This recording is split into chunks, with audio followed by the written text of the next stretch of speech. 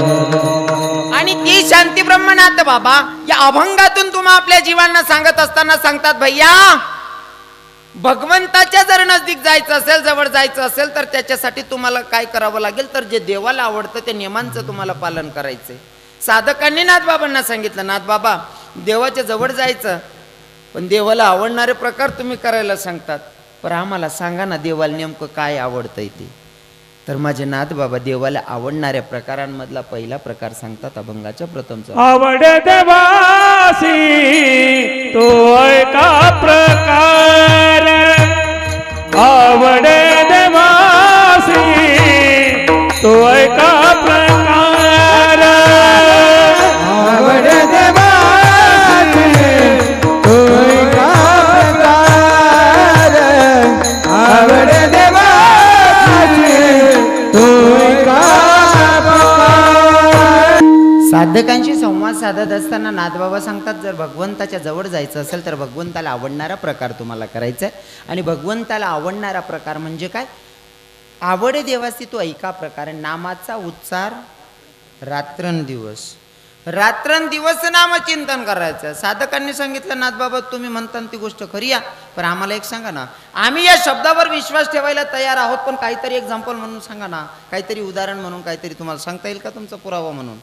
तर नाथबाबा काय सांगतील, नाथबाबांच्या पायाची धुळे आपण बनवू शकत नाही, पण रविकिरण महाराज प्रयत्न करेल. हो, पण वातावरण देखील नाही, विनेकरी बाबा देखील मी गैरा खुश वेऱ्याने आमने बटासने ध्यान त्याच नावावरच शे जोरात पावत्या की राहणार त्या. तरी वय किती असेल बाबा, 57, म्हणजे 60 गरम आहेत तरी ते. हां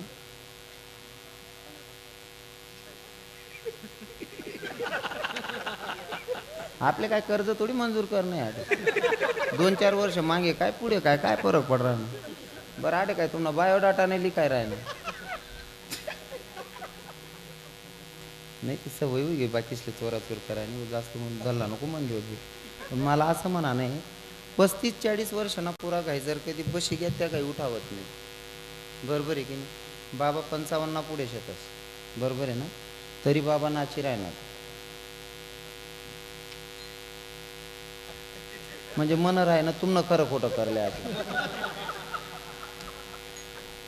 हाय ती पोरे पोरेसले दूर बसाडापेक्षा या म्हातारासले दूर करणं पडीन मला असं दाखवा. तुम्ही नका बोला नाही, त्या काय म्हणजे तू नाचले आवर रे आमले काय शिकाडाय ना जाणं. विनेकरी बाबा पावटी खेळतायत, आनंद वाटतोय बघून महाराज. नाहीतर काही काही लोकांना लाज वाटते इथं येऊन काळ घेऊन उभं राहायला, विना घ्यायला, नाही का. तुम्हाला सांगतो हे एवढं सोपं नाही बरं. काही काही लोक देखील टिंगल बी करतात, कंदुबा आमले असं देखील आणि त्यातले असं वाटत की बा असा उलगे वावरी होते ना बा. हा इथलं सोपं नाही शे. आडे टाळ वाजणं, आडे विनादरीसने पावट्या खेळणं, ऐपक वाजवणं, पेटी वाजवणं इथलं सोपं नाही शे बरं. हो, असं या टाळकरी वारकरी वारी जात एक ठिकाणी असा प्रसंग होता. मला समजी जायला आडे काय मटेरियल लागावशे असं. मी शेतीने पारख करलेच कोणता वावरमा कोणतं, सगळे असे टाळकरी होते ना, वारकरी होते, वारकरी वारी जात होते, वारी जात होते. ज्या गावाला मुक्काम त्या गावच्या लोकांना ज्यांच्याकडे मुक्काम होता त्या माणसाला माहित पडलं की वारी येते. वारीला घ्यायला गेला, पण श्रीमंत माणूस होता, त्याच्याकडे 25-30 सालदार होते. 25-30 सालदार गावना लोके भजनी मंडळीसनी वारकरीसले लेवाल घ्यात.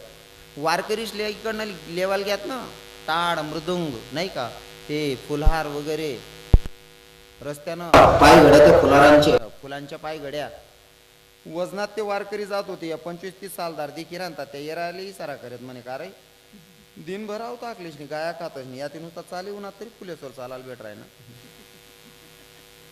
नेमका वारकरी जेवणले बसणार, वारकरी जेवणले बसणार. ज्याला पुरणपोळी पाहिजे त्याला पुरणपोळी, ज्याला डाळ भात पाहिजे त्याला डाळ भात, ज्याला बासुंदी पापडी पाहिजे त्याला बासुंदी पापडी, दळण पाहिजे त्याला. या सालदार येरायला वाढता वाढता ठोकाय देखरे कितली मजा रास म्हणे, नुसता चाली उन्हात तरी कितलं बारी बारी खाय राहणार. आणि आपण आव टाकलेच नाही ते खिचडीत रास म्हणे, आव को बी खिचडीत. आता त्या सालदारसने ठरावं की आपण सुद्धा वारी काढानी आई सालदार की ना सोड देवानं म्हणे. मग त्या म्हणे बाकीना सालदार का रे आपण जर वारी काढानं ठरावं तर मग साहित्य बी ते पाहिजे की नको आपला पण. म्हणे बस जास्त काही इथला पक्का घरी राहतात नाही, मागलं बिदडं पाठ टाका साहित्य काढल्या म्हणे.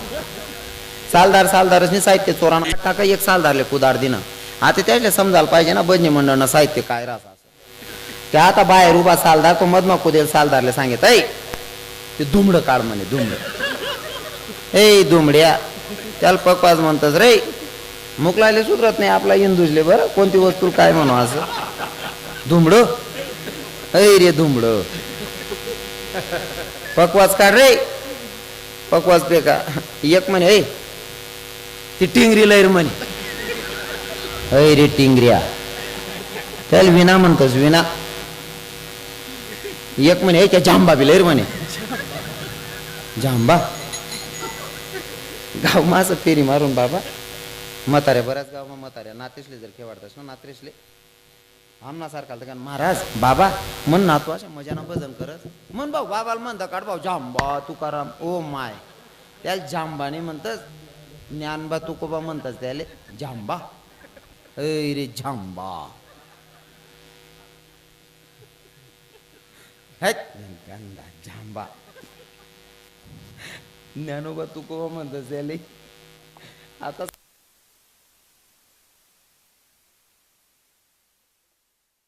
बासुंदी पाहिजे बासुंदी पापड्यावाला पापड्या पुरणवाला पुरण वजनात जेवण करली ना झोपाल जाय ना त्या सालदार गाव म्हणा बदनी मंडळ म्हणा सदस्य म्हणे बाबा म्हणे काय कीर्तनकार कोणशे म्हणे तुम नाम हो म्हणा बापरे आणि कीर्तन नामना काय संबंध कीर्तन म्हणा कधी माहित नाही ना आमले या सालदार म्हणे काय होया ते कीर्तनकार चालणार नाही आपले तर कोणी सजत नाही म्हणे ते मग सांगतच म्हणे बाबा बडा सालदार एक रूम माझ्या जडे मुक्काम होता त्याच ना म्हणा बिगडी एक मोठा होता तोडीना मालक तो म्हणे एक काम करा रे जनत्यान गादीवर झोपिल्या पंगरील्या म्हणे जो बोली तू कीर्तन करी म्हणे बडा सालदारने पंगरीन झोपिली ना 8:30 वाजनात भजनी मंडळाला पोरगाल दाड म्हणे जाय रे कीर्तनकार बाबाशी उठाड म्हणे त्यानं दरवाजा ठोका म्हणे बाबा का हो महाराज महाराज एक बी नाही दोन बी नाही कारण त्यानं ठरवलं होतं जो बोली तो कीर्तन करी एक बी सालदार बोले ना तो पोरगा पयत पुन्हा भजनी मंडळाला म्हणे बाबा त्या महाराज काय उठत नाही भू म्हणे सुज्ञे बाबा होता बाबा सारखा एक ज्यांकडे जेवण होतं तपास करा रे जेवण मातीने काय पडी गे मरी तिने घ्यात म्हणे त्या उठी कसा राहणार नाही हा मग स्वतः भजनी मंडळवाला उन्हा दरवाजा ठोका म्हणे महाराज उठाव हो महाराज महाराज पण महाराजले दाखवता जो बोली तो कीर्तन करी भो एक बी नाही दोन बी नाही बोलेत म्हणे नक्कीच मरी घ्यात पण मरी बी घ्या होती ना याचे गरमाई काढणं पडीन ना 10-12 वरीस ना पोऱ्याले साना वाटे कुदाडा पहिले साना होतात गरेसले पहिले साना राहत गरेसले राहत ना हां आता सध्या पहिलं काहीच राहील नाही शिवा तर साना वाटे 10-12 वरीस ना पोऱ्याला कुदाड जसा पोरगा साना वाटे कुदना तसा एक सालदारना छातीवरच जाई पण तो सालदार जोडमा को काही पण ना हो म्हणा बापरे या बाकी ना म्हणे कीर्तन तूच करवो म्हणे तू म्हणा बापरे म्हणेल तो सालदार ना गयामा विना टाक दिना त्यान गयामा विना तो मागला टाट करीसले विचारे आता कीर्तन कसं करू भो काय सांगे तो सालदार आता कीर्तन कसं करू भो त्या मागला टाट करी म्हणे तवय भज्या कशा दाब्यात भो हा इथलं सोपं नाही रासाई हा बशी बशी सांगणं सोपं आहे चाल जमणी नाही म्हणता ऊन नाही वाचता ऊन नाही आई सांगणं सोपं आहे आठ येतोय समजत द येतील काही आणि ते मी नाही म्हणा विठ्ठल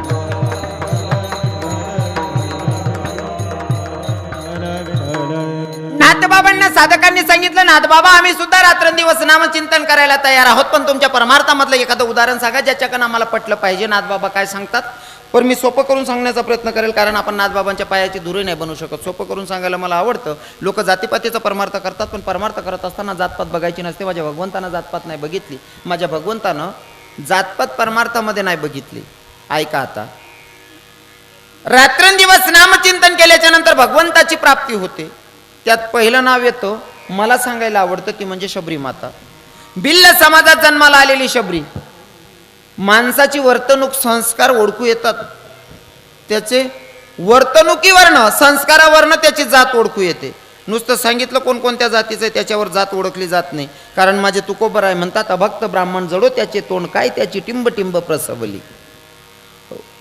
तुकोबराय सांगतात जातीने जर ब्राह्मण असेल आणि कर्तबदारी जर चुकीची असेल तर त्या जातीला काही किंमत नाही आहे. भिल्ल समाजाची शबरी होती. भिल्ल समाजाची शबरी माता लहानपणी बापाला विचारलं, बाबा एवढे बकरे काऊन बांधून ठेवले? बेटा तुला लग्नाची पंगत द्यायची ना, लग्नाची पंगत द्यायची म्हणून हे बकरं बांधून ठेवले. बाई म्हणते, बाई ग एवढे बकरं जर मरत असतील मला लग्नच नाही करायचं.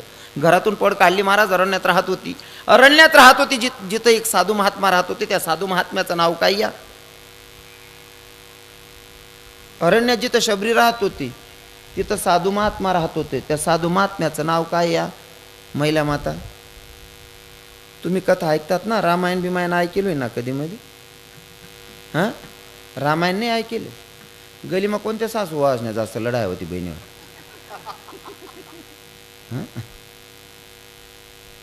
मातंग ऋषी राहत होते. मातंग ऋषी राहत होते आणि मातंग ऋषींची सेवा शबरी माता लपून करत होती. एके दिवशी मातंग ऋषींनी बघितलं, एवढ्या रात्री एवढ्या पहाटे येणारी मुलगी कोण असेल? विचारलं. म्हणले, बेटा कोण आहे? म्हणले, मी शबरी, शबर राजाची मुलगी शबरिया. इथं काहून राहते? घडलेला वृत्तांत सगळं सांगितलं गुरुजींना. माझ्या बापानं बकरांची दावण बांधून ठेवली होती माझ्या लग्नाची पंगत देण्यासाठी. एवढे जनावरं जर मरत असतील, बाबा मी लग्न नाही केलं, मी घराचा त्याग केला आणि इकडे येऊन गेलेली आहे. गुरुजींनाही समाधान वाटलं, शिष्य बनवलं.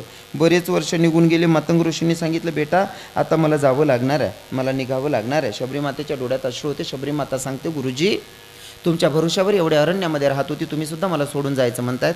एवढ्या अरण्यामध्ये मी एकटीने राहायचं कसं? तेव्हा गुरुजींनी सांगितलं, बेटा काळजी करू नकोस. इथं एवढ्या अरण्यामध्ये जरी राहशील ना, इथं कोणता परपुरुष येणार नाही. जो पण येईल तो जगाचा मालक तुला भेटण्यासाठी येणार आहे आणि तुला दर्शन देण्यासाठी येणार आहे. शबरीनं गुरुजींच्या शब्दावर विश्वास ठेवला. वाट बघायला सुरुवात केली महाराज. हो, एका ठिकाणी चरित्र आले. 82 वर्षाची होईस तोवर शबरी माता वाट बघत होती प्रभू रामचंद्रांची.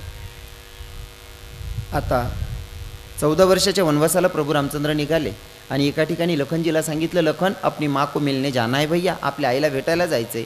लक्ष्मण सांगतात, अरे 14 वर्षापर्यंत भैया, 14 वर्षापर्यंत आपण आपल्या माईला भेटू शकत नाही. मग 14 वर्षापर्यंत आपण घरी जाऊ शकत नाही. तेव्हा रामानं सांगितलं लखनजीला, लखन जी 14 वर्षापर्यंत वाट पाहते त्या मायची गोष्ट नाही करत रे. जी 82 वर्षाची होईपर्यंत वाट बघते ना, त्या मायला भेटायला जायचंय. आणि लखनजीला घेऊन प्रभू रामचंद्र निघाले. सीतामाईला शबरी माताला भेटण्यासाठी निघाले. शबरी मातेच्या कुटियाजवळ गेले. शबरी मातेनं बघितलं, शबरी मातेच्या डोळ्यात अश्रू होते. अश्रूला बघून लखनजीनं विचारलं, आई साहेब तुमच्या डोळ्यात अश्रू का? जगाचा मालक तुम्हाला भेटण्यासाठी आला तरी तुमच्या डोळ्यात अश्रू आहे. तेव्हा शबरी माता सांगायला लागली, आपल्या हिंदू धर्माचा नियम असा आहे, साधू संत आणि भगवंत जर दारात आले तर त्यांचं पद्यपूजन झालं पाहिजे, पायाचं पूजन झालं पाहिजे, पाय धुतले गेले पाहिजे. पर माझ्या दारात जगाचा मालक आहे स्वतः भगवंत, पर पाय धुण्यासाठी माझ्याकडे पात्र नाही आहे देवाचे पाय धुण्यासाठी, म्हणून रडत्या. देवाचे पाय धुण्यासाठी माझ्याकडे पात्र नाही म्हणून रडत्या. लखनजीनं सांगितलं, आई तुझ्याकडे पात्र नाही म्हणून तू रडत्या, पण तुझी पात्रता एवढी की जगाचा मालक तुझ्या दारात आहे. काय सांगितलं? तुझ्याकडे पात्र नाही म्हणून दुःख व्यक्त करण्यापेक्षा तुझी पात्रता बघ केवढी, जगाचा मालक तुझ्या दारात आहे. आणि दारात येणारा भगवंत कशामुळे आला हो? शबरी मातेनं गुरुजींच्या शब्दावर विश्वास ठेवला की जगाचा मालक तुला भेटायला येईल, फक्त एकच करायचं, अंतकरणापासून त्याची भक्ती करायची. आणि शबरी माता अंतकरणापासून देवाचं भजन करत होती, म्हणून जगाचा मालक भेटण्यासाठी आला. आणि तुम्हाला इथून सांगेल बरं का, शबरी मातेला भगवंत भेटला, भगवंत दिसला. शबरी मातेनं त्याग काय केलं माया हो? बापाला विचारलं, बाबा एवढे बकरे काहून बांधून ठेवले? म्हणले, बेटा तू लग्न करायचं, तुला लग्नाची पंगत द्यायची म्हणून. शबरी मातेला वाटलं एवढे जनावरं जर मरत असतील मला लग्नच करायचं नाही. कोण समाजाची होती शबरी? जातीपातीचा परमार्थ मला अजिबात आवडत नाही. जातपातला मी किंमत देत नाही. गड्यात माड आहे, वैष्णव आहे, निर्वेशनिया, माडकरिया, तो माझ्यासाठी ग्रेट आहे. आणि जर जातीनं ब्राह्मण आहे, गड्यात माड नसेल तर काही कामाचा नाही आहे. जातीपातीला आपण मानत नाही. जो वैष्णव असेल तो आमच्यासाठी ब्राह्मण, जो ब्रह्मज्ञान जाणतो तो ब्राह्मण. शबरी मातेनं काय केलं? जनावरं मरू दिले नाही म्हणून जगाचा मालक भेटला. म्हणजे शबरी मातेकडनं आपल्याला काय शिकायचंय माया हो? जातीनं भिल्ल समाजाची मुलगी होती, पण तिला सुद्धा दया होती की जनावर मरायला नाही पाहिजे. कोणले वाटे असं? कोणले वाटे जनावर मरायला नाही पाहिजे असं? बोला ना बहिणी. होऊन शबरी माताले बकरं मरायला नाही पाहिजे, कोणले वाटे? शबरीले. शबरी जातनी कोण होती? बिलीन. म्हणजे मटण माझा खाव नाही, कोणले वाटे? बोला ना ताई. सोन. हा हो, सोनचिडी सोन. बोला हो बहिणी. मटन मासा खाऊन कोणले वाटे आई? शबरीले. शबरी कोण होती? बिलीन. म्हणजे मटन मासा खाऊ नाही बिलीनले वाटणं बरोबर आहे ना. मटन मासा खाऊ नाही बिलीनले वाटणं आणि आपण स्वतःला चांगली जात ना मन येणारा सांगता मालकान ठेचा मा काड्या टाकाशिवाय ठेचा सवाद देत नाही. मग कोण चांगलं बिलीन का तुम्ही स्वतःला चांगली जात ना म्हणणारा? हां कोण चांगलं आहे? कधी एकदा स्वतःला क्वेश्चन करा. बरोबर आहे की नाही? हो. गड्यात माडा. शबरी मातेनं सांगितलं जर भगवंताच्या नजदीक जायचं असेल तर रात्रंदिवस नामचिंतन. नुसतं नामचिंतन करून चालणार नाही. मग नुसतं नामचिंतन करून चालणार नाही. मग साधकांना सांगत असताना नाथबाबा सांगतात भैया रात्रंदिवस नामचिंतन. मग साधक सांगायला लागले आम्ही रात्रंदिवस नामचिंतन करू मग भगवंताची प्राप्ती होईल का? तेव्हा नाथबाबांनी सांगितलं भैया रात्रंदिवस नामचिंतन केल्याच्या नंतर भगवंताची प्राप्ती होईल ही तर सुरुवात आहे. मग पुढे अजून काही नियम आहेत. म्हणजे सांगा ना बाबा अजून काय नियम आहेत? अजून दुसरा नियम सांगतात महाराज अभंगाच्या दुसऱ्या चरणात. तुळसी माड गणा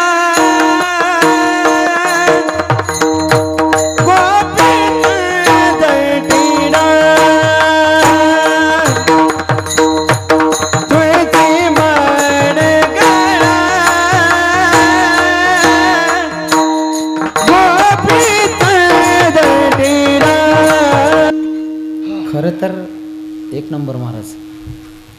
खरं तर आपला टायमिंग झालेला आहे. कारण कीर्तनाचा टायमिंग होता 9 ते 11. काय होता टायमिंग?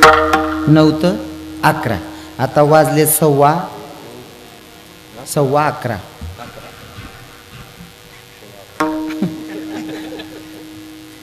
घर जाणं का नाही?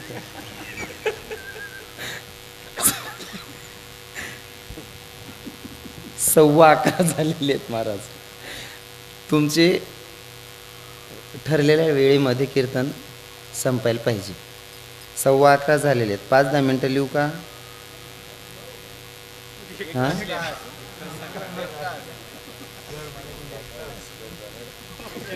नाही ना सांगा ना 11 सांगा. कितला टाईम करणं आहे? 1 तास. पण मी असं विचारस जर नुसता ड्युटीनं पगारपेक्षा तुमल्यात माहिती आहे ना ओव्हर टाईम ना जास्त लागतं असं.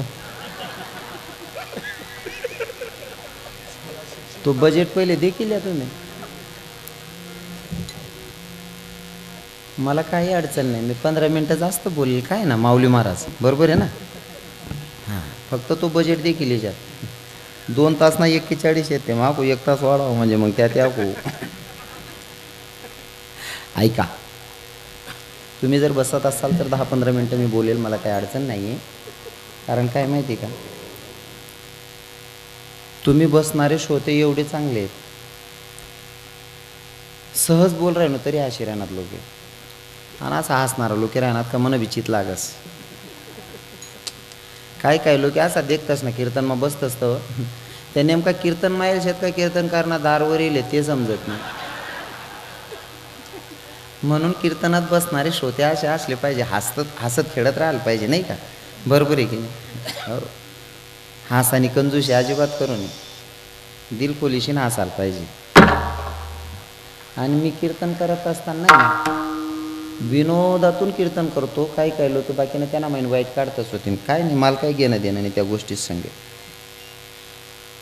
कीर्तनात बसलेल्या सगळ्या श्रोतांनी चांगलं म्हणावं अशी अपेक्षा ठेवणं म्हणजे ते पण माझं चुकीचं असेल. कारण बटात लोक चांगलं म्हणतील का कीर्तन ऐकानंतर? जे असे चांगला त्या म्हणतील भारी कीर्तन कर. बाकी नाही किडा पाडणारा काय दोडाला घ्या तो.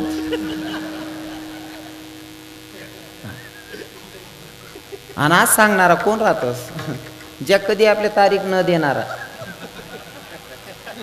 काहीच संबंध नाही. म्हणजे दुसरा पंगेत मग जेवणारा राहतस त्या स्वतः कधीच पंगेत देतच नाही. त्याच किडा पाडतस. जो पंगेत देस त्याला अनुभव राहस तो समजिल. बरोबर आहे की नाही? हे दुसरा पंगेत मग खाणारा किडा पाडीन निघ जातस. हां आणि त्या वायवरही वर्षी आपण लागू नये मी सुरुवातला सांगितलं तुमले. पण मी आता सांगेल तुम्हाला की तुमचे तरी पण 15 मिनटं घेणार आहे. 11:30पर्यंत कीर्तन करूयात आपण. पर साध्या सोप्या भाषेमध्ये मी 2 चरणाचा भावार्थ सांगण्याचा प्रयत्न केलेला. आता तुम्हाला काय करायचं आहे दुसऱ्या चरणाचं महाराजांनी जे सांगितलं आहे नाथबाबांनी तुळशी माळगळा गोपीचंदन टिळा हृदयी कडवडा वैष्णवांचा, नाही का? इथपर्यंत मी आलेलो आहे. पण पहिल्या चरणावर जाऊया की जर भगवंताची प्राप्ती करून घ्यायची असेल तर पहिला नियम म्हणजे रात्रंदिवस नामचिंतन. रात्रंदिवस नामचिंतन करणं आपल्याला शक्य होणार नाही. काही काही लोक म्हणतील महाराज रात्रंदिवस नामचिंतन करणं एवढं सोपं आहे का?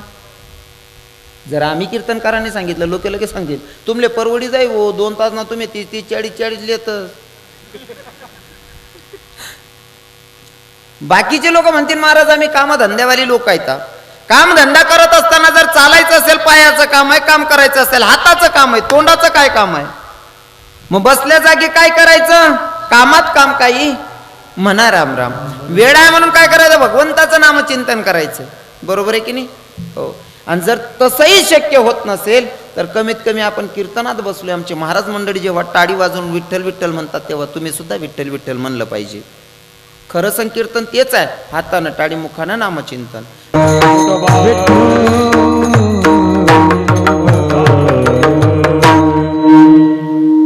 सगळ्यांना भजन करायला सांगितलं होतं. कोणी कोणी भजन काय? खरं खरं सांगा, शपथ खोटं बोलायचं नाही. कोणी कोणी भजन कर बरं, खरं सांगा.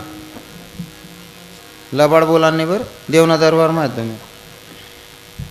कोणी कोणी भजन करा? कोणीच नाही. खोटं नको बोला बहिणी, मन द्या ना बरीकडे. का बरं देवने तुम्ही काही भांडण जायचे का? त्यांना नावले आणि मला चालाव नाही गुमन वावरमा त्यानं घर बांधलेले. बोलायचं ना, भजन म्हणायचं. महाराज भक्ती करत असताना माझ्या राधेसारखी करायची. माझ्या राधाराणीनं भक्ती केली भगवंताची, कृष्ण भगवंताची.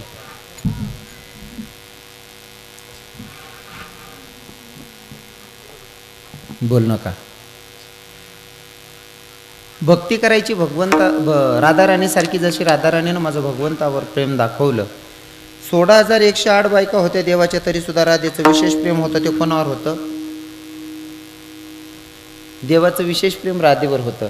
16,108 बायका होत्या तरी सुद्धा विशेष प्रेम कोणावर होतं? देवाचं राधेवर होतं. तुम्ही म्हणसान देव उदार अंतकरणाचा होता म्हणून देव प्रेम करत होता. देव उदार अंतकरणाचा आहे यात शंका नाही, पर देव राधेवर प्रेम करत होता याच्यापेक्षा मी असं म्हणेल राधेची भक्ती अशी होती की देवाला प्रेम करायला मजबूर करत होती. 16,108 बायका असल्यावर सुद्धा राधेवर प्रेम होतं. म्हणजे काय भक्ती असेल राधेची, नाही का? आणि भक्ती करत असताना राधेसारखी भक्ती करायची. कशी भक्ती ऐका. हे दीवानी में कायनात तेरी